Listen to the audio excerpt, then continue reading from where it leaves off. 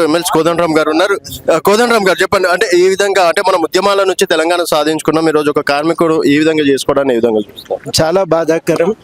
ఆ, కోల శంకర్ గౌడ్ కొన్ని నివాళులు అర్పిస్తూ వారి కుటుంబానికి సంతాపాన్ని ప్రకటిస్తున్నా. ఇటువంటి ఘటనలు పునరావృతం కాకూడదు. అందరం నిలబడదాం, కొట్లాడదాం. కార్మికులవి న్యాయమైన డిమాండ్లు.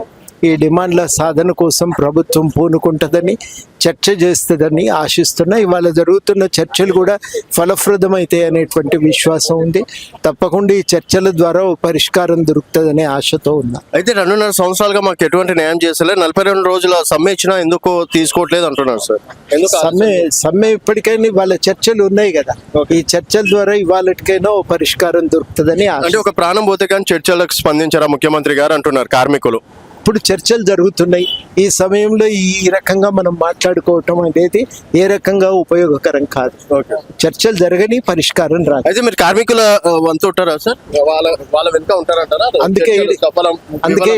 అందుకే ఈడికి వచ్చి ఇప్పుడు చర్చలు జరుగుతున్నాయి. ఈ సమయంలో ఈ రకంగా మనం మాట్లాడుకోవటం అనేది ఏ రకంగా ఉపయోగకరం కాదు. చర్చలు జరగని పరిష్కారం రాదు. అయితే మీరు కార్మికుల వంతు ఉంటారా సార్? వాళ్ళ వెనుక ఉంటారంటారా? అందుకే ఈడికి వచ్చిన కదా.